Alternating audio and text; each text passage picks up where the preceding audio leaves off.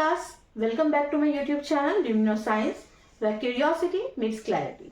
तो आज हम बायोलॉजी के एक बहुत ही फंडामेंटल कॉन्सेप्ट न्यूट्रिशन के बारे में पढ़ेंगे। न्यूट्रिशन क्या है?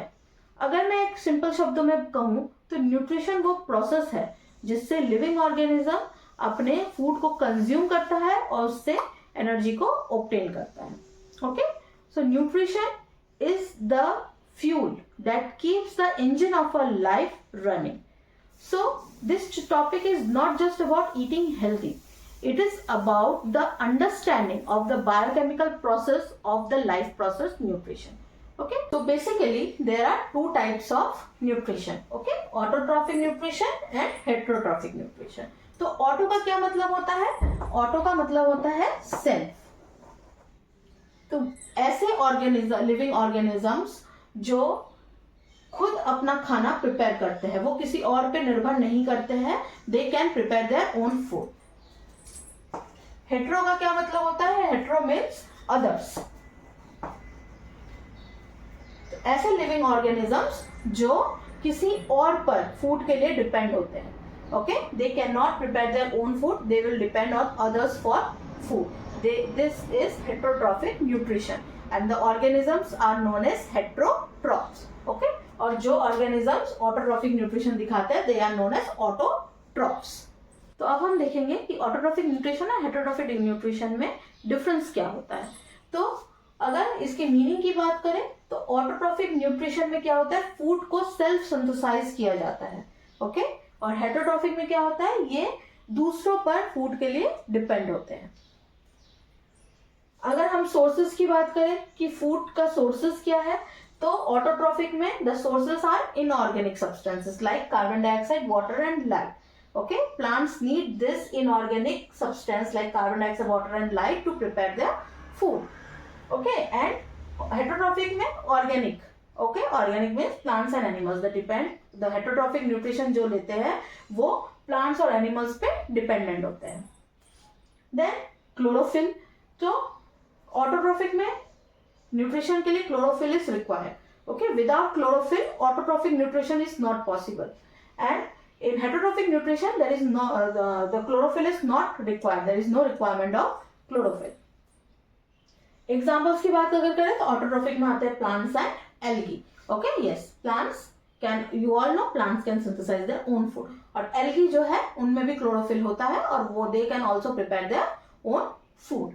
ओके, और हेटरोट्रॉफिक में अगर हम बात करें animals and humans. Okay, we can not prepare our own food, we are dependent on plants and animals for intake of our food. Okay, अब पोजीशंस की बात अगर करें, positions in the food chain. ठीक है, फूड पिरामिड और food chain में अगर हम पोजीशंस की बात करें इन ऑटोट्रॉफ्स और हेटरोट्रॉफ्स की, तो ऑटोट्रॉफिक न्यूट्रिशन में जो ऑर्गेनिजम्स होते हैं they are called the producers. Okay, because they produce their own food, so they are known as producers. And heterotrophic nutrition वालों को कहा जाता है consumers because they consume the food produced by the producers. Okay, or they are dependent on other heterotrophs or other animals. Okay, so now let's focus on the topic nutrition in plants, the green chefs. Yes, we can call plants the green chefs because they produce their own food by the process called photosynthesis. Okay, so photosynthesis is the process by which plants prepare their own food. अब इसमें photo का मतलब क्या है? Photo means light and synthesis means to produce. So photosynthesis एक biochemical process है जिससे plants खुद अपना फूड प्रोड्यूस करती है। ठीक है, अब इसका एक इक्वेशन है जो कि बहुत इंपॉर्टेंट है। 6CO2 plus 6H2O in the presence of sunlight and chlorophyll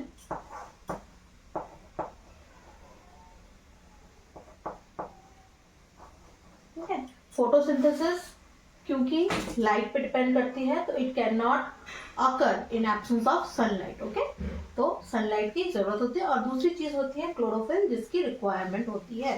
without chlorophyll plants can not trap the sunlight. ठीक है, क्लोरोफिल क्या है? क्लोरोफिल एक पिगमेंट है, ग्रीन पिगमेंट है, लीव्स में पाए जाते हैं, जो क्या करते हैं? लाइट एनर्जी को ट्रैप करते हैं. Okay, so 6 CO2 plus 6 H2O in the presence of sunlight and chlorophyll gives C6H12O6. ये क्या है? ये है ग्लूकोज. ओके, C6H12O6 किसका फॉर्मूला है? ग्लूकोज का. Plus 6O2, oxygen is the by product. ठीक है, तो ऑक्सीजन क्या है? ऑक्सीजन यहाँ पे क्या होता है? प्लांट्स कार्बन डाइऑक्साइड को लेते हैं और ऑक्सीजन को एज अ बाई प्रोडक्ट बाहर निकाल देते हैं. यही oxygen we consume. Okay, this oxygen for respiration. हम इस ऑक्सीजन को कंज्यूम करते हैं for the process called respiration. Okay, अब यही ग्लूकोज जो है क्या करता है? ये फूड है, प्लांट का फूड क्या है? ग्लूकोज. यही ग्लूकोज किस में चेंज हो जाता है? एनर्जी में, in the form of ATP. ठीक है, और जो एक्स्ट्रा ग्लूकोज प्रोड्यूस होता है जो प्लांट यूज नहीं करती उस समय, that is stored in the form of starch. ठीक है, स्टार्च एक पॉलीमर है जो एक्स्ट्रा ग्लूकोज है, वो क्या होते हैं? स्टार्च के फॉर्म में प्लांट्स में स्टोर हो जाती है. Okay, so this is all about photosynthesis. अब फोटोसिंथेसिस में कुछ इवेंट्स होती है. फोटोसिंथेसिस होता कैसे है? ओके, तो photosynthesis contains 3 main events. What are they? Let's see now. तो फोटोसिंथेसिस के 3 मेन जो इवेंट्स हैं वो कौन से हैं? ध्यान से सुनना. पहला है एब्जॉर्प्शन. एब्जॉर्प्शन क्या होता है? लाइट एनर्जी को एब्जॉर्ब करना. क्लोरोफिल क्या करते हैं? सनलाइट को एब्जॉर्ब करते हैं. Okay, this is the first event, absorption. Second event आता है कन्वर्जन का. कन्वर्जन मतलब लाइट एनर्जी को केमिकल एनर्जी में कन्वर्ट करना. ओके, तो नेक्स्ट स्टेप है कन्वर्जन, जिसमें क्या होता है? ये जो ट्रैप्ड सनलाइट है वो केमिकल एनर्जी में कन्वर्ट होती है. और इस कन्वर्जन में एक टर्म आता है फोटोलाइसिस ऑफ वाटर. तो बेसिकली फोटोलाइसिस ऑफ वाटर क्या है? फोटो मीन्स लाइट और लाइसिस मीन्स टू ब्रेक, है ना, तोड़ना. तो वाटर मॉलिक्यूल्स का लाइट की वजह से टूटना इज फोटोलाइसिस ऑफ वाटर. ठीक है, तो बेसिकली क्या होता है? सनलाइट जो है वो क्लोरोफिल उसको ट्रैप करती है सनलाइट को, और ये सनलाइट क्या करता है? बेसिकली वाटर को हाइड्रोजन और ऑक्सीजन में तोड़ देता है. ठीक है, अब ये ऑक्सीजन तो एज अ बाई प्रोडक्ट बाहर निकल जाता है इन द एटमॉस्फेयर, और ये जो हाइड्रोजन है वो कार्बन डाइऑक्साइड के साथ मिलकर प्रोड्यूस करता है C6H12O6, that is glucose. Okay, so हमारा नेक्स्ट जो स्टेप है वो क्या है? Reduction of carbon dioxide. ठीक है, नेक्स्ट स्टेप है हमारा रिडक्शन. इसमें बेसिकली क्या हो रहा है? रिडक्शन में कार्बन डाइऑक्साइड जो है वो रिड्यूस होके ग्लूकोज में कन्वर्ट हो रहा है. Okay, so this are the 3 main events of photosynthesis. I repeat again, absorption, conversion and reduction. Absorption में सनलाइट, क्लोरोफिल जो है वो सनलाइट को एब्जॉर्ब करती है. सेकेंड कन्वर्जन, यहाँ लाइट एनर्जी जो है वो केमिकल एनर्जी में कन्वर्ट हो रही है और बेसिकली फोटोलाइसिस हो रहा है वाटर का. इसमें सन की जो लाइट एनर्जी है, सनलाइट है, वो बेसिकली वाटर मॉलिक्यूल्स को हाइड्रोजन और ऑक्सीजन में तोड़ रही है, और ये ऑक्सीजन जो है वो एटमॉस्फेयर में रिलीज आउट हो जा रहा है. This is the by product of photosynthesis. और जो ये हाइड्रोजन है वो बेसिकली कार्बन डाइऑक्साइड को रिड्यूस करके ग्लूकोज में चेंज कर रही है. Okay, so this are the main events of photosynthesis. Okay class, तो फोटोसिंथेसिस क्लियर है सबको? अब आपको एक क्वेश्चन आ रहा होगा कि मैम फोटोसिंथेसिस तो ठीक है, लेकिन जो कार्बन डाइऑक्साइड लीव्स ने लिया एटमॉस्फेयर से और जो ऑक्सीजन जो प्रोड्यूस हुई वो रिलीज किया एटमॉस्फेयर में, तो how this is possible? Okay, ये कैसे प्लांट्स कर रहा है? तो for this the leaf contains some small pores. कुछ छोटे छोटे पोर्स पाए जाते हैं लीव्स में, जिसको हम कहते हैं stomata. Okay, this stomata actually helps in the exchange of gases. ठीक है, यही स्टोमेटा गैसेस एक्सचेंज में मदद करती है. ये छोटे छोटे टाइनी पोर्स होते हैं जो कि लीफ के नीचे की तरफ और ऊपर की तरफ दोनों ही तरफ पाए जाते हैं। ओके, अब देखते हैं हम स्टोमेटा का स्ट्रक्चर कैसे होता है। तो बेसिकली स्टोमेटा का स्ट्रक्चर जो है वो डाइकॉट प्लांट और मोनोकॉट प्लांट का अलग अलग होता है। ठीक है, तो अब डाइकॉट प्लांट सबको पता है, डाइकॉट प्लांट्स जिसमें कॉटलीडन्स दो होते हैं, they are known as dicot, और जिसमें कॉटलीडन्स एक ही होता है, they are known as monocot. Okay, अब उसमें हम ज्यादा नहीं देखेंगे, we will see the stomata. तो डाइकॉट्स में बेसिकली स्टोमेटा जो होती है वो किडनी बीन शेप की होती है। ओके, और मोनोकॉट में जो स्टोमेटा होती है वो डम्बल शेप्ड की होती है। ठीक है, अब ये जो स्टोमेटा है इसमें आप यहाँ पे देख सकते हैं एक एपर्चर या एक पोर है, this is known as stoma. ठीक है, और ये जो इसका खुलना और बंद होना, इस एपर्चर का या इस पोर का, स्टोमा का खुलना और बंद होना कौन डिसाइड करता है? This is decided by the turgor pressure of the guard cells.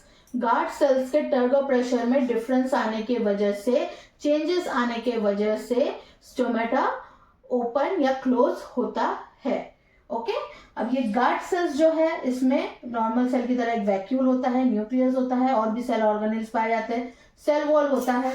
Okay, और आसपास इसके क्या होती है? सब्सिडियरी सेल्स, और सब्सिडियरी सेल्स के बाद एपिडर्मल सेल्स आते हैं।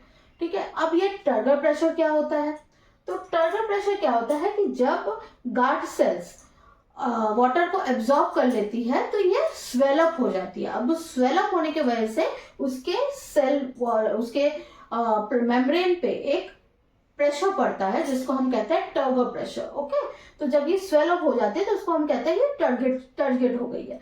तो जब इसकी टर्जिडिटी बढ़ जाती है, जब ये टर्जिड हो जाता है बेसिकली, तो इसका होल जो है वो पोर जो है वो ओपन हो जाता है। ठीक है, तो स्टोमेटा ओपन हो जाती है, और जब इसमें से वाटर जो है वो रिलीज आउट हो जाता है तो ये जो गार्ड सेल्स है वो फ्लैसिड हो जाती है, पिचक जाती है। उसके वजह से जो स्टोमेटल पोर है वो बंद हो जाता है। ओके, सो कुछ इनऑर्गेनिक क्यूज है जिसके वजह से ये टर्गर प्रेशर में डिफरेंस आता है, जैसे कार्बन डाइऑक्साइड, लाइट। ठीक है, इनके वजह से जो है टर्गर प्रेशर में डिफरेंस आता है। मतलब कार्बन डाइऑक्साइड और लाइट की अवेलेबिलिटी कैसी है, इससे इसके हिसाब से जो गार्ड सेल्स के टर्गर प्रेशर है वो चेंज होते हैं। ठीक है, तो जब स्टोमेटा खुलता है तो गैसियस एक्सचेंज शुरू हो जाता है, और जब उसको वाटर को कंजर्व करना होता है तो गार्ड सेल्स में से वाटर रिलीज आउट हो जाता है और गार्ड सेल्स फ्लैसिड हो जाते हैं और स्टोमेटा उसका क्लोज हो जाता है। सेम इन मोनोकॉट, बस मोनोकॉट में डिफरेंस क्या है कि जो गार्ड सेल्स हैं they are of dumbbell shape. Okay, इसके आसपास फिर सब्सिडियरी सेल्स होती है, बट इसमें भी सेम प्रोसेस सेम होता है। ओके, स्टोमेटा ओपनिंग और क्लोजिंग का। So to conclude this topic, okay, we can say that plants are the primary producers जो लाइट एनर्जी को या सोलर एनर्जी को कैप्चर करके उससे फूड प्रोड्यूस करती है, और यही फूड जो है बाकी पूरे ऑर्गेनिजम्स के लिए एक बेस का काम करता है। ओके, सो इस चैप्टर में कुछ इंपॉर्टेंट कीवर्ड्स हैं जो हम एक बार फिर से डिस्कस कर लेते हैं।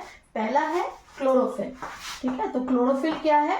क्लोरोफिल एक ग्रीन पिगमेंट है जो कि सनलाइट को ट्रैप करता है for the photosynthesis to occur. Without sunlight और क्लोरोफिल फोटोसिंथेसिस नहीं हो सकती। Okay, then comes stomata. तो स्टोमेटा क्या है? Stomata are the tiny pores और apertures found on the leaves that helps in the exchange of gases, और that facilitates exchange of gases. Okay, फिर आता है गार्ड सेल्स। तो गार्ड सेल्स क्या है? Guard cells are the cells that are surrounding stomatal aperture or stoma, which actually facilitates the opening and closing of stoma, or which controls the opening and closing of stomatal pore. Okay, and then comes photolysis of water. ठीक है, तो photolysis of water क्या है? जब light energy या solar energy के वजह से वाटर टूट जाता है। Okay, this is called photolysis.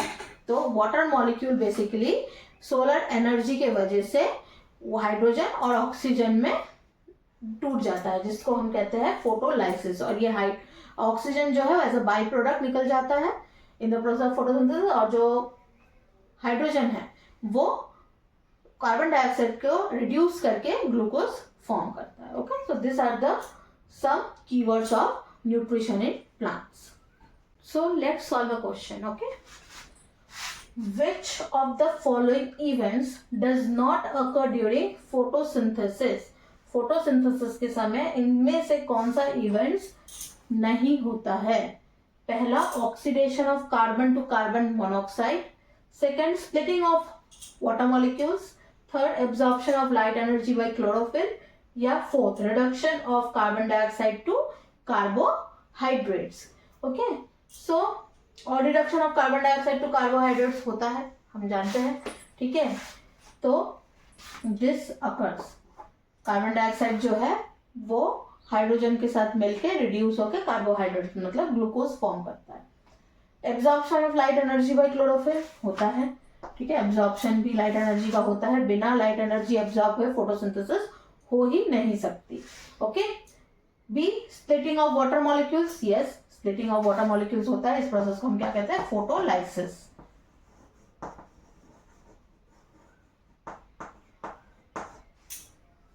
ठीक है, but oxidation of carbon to carbon monoxide ये जो है ये फोटोसिंथेसिस में नहीं होती है. That's why it is the correct option. ये वाला नहीं होता है क्योंकि that's why it is the correct option. Okay, तो नेक्स्ट क्वेश्चन है, in which form do plants generally store the extra carbohydrates produce during photosynthesis? Photosynthesis के समय प्लांट्स जो एक्स्ट्रा कार्बोहाइड्रेट्स प्रोड्यूस होता है उसको किस फॉर्म में स्टोर करते हैं? पहला ऑप्शन है ग्लूकोज, सेकेंड है ग्लाइकोजन, थर्ड है स्टार्च, फोर्थ है प्रोटीन्स. तो प्रोटीन्स तो हो ही नहीं सकता है ना, कार्बोहाइड्रेट्स की बात हो रही है तो उसमें प्रोटीन्स कहाँ से आएगा? तो proteins this option protein is not the answer. Okay, फिर आता है ग्लाइकोजन. तो glycogen is the storage carbohydrate in animals, है ना. एनिमल्स में जो एक्स्ट्रा कार्बोहाइड्रेट्स होता है वो ग्लाइकोजन के फॉर्म में स्टोर होता है. तो प्लांट्स में तो ये ग्लाइकोजन के फॉर्म में स्टोर नहीं होता, तो this is also not the correct option. Glucose, तो ग्लूकोज तो फोटोसिंथेसिस में फॉर्म ही होता है, एक्स्ट्रा ग्लूकोज के फॉर्म में तो स्टोर नहीं होता है, तो this is also not the option. The correct option is starch. Okay, जो एक्स्ट्रा कार्बोहाइड्रेट्स होता है वो स्टार्च के फॉर्म में लीव्स में स्टोर हो जाता है. ठीक है, सो नेक्स्ट क्लास में हम देखेंगे न्यूट्रिशन इन एनिमल्स. और आपको अगर ये सेशन अच्छा लगा हो then do like, share and subscribe to my channel Luminoscience, where curiosity meets clarity.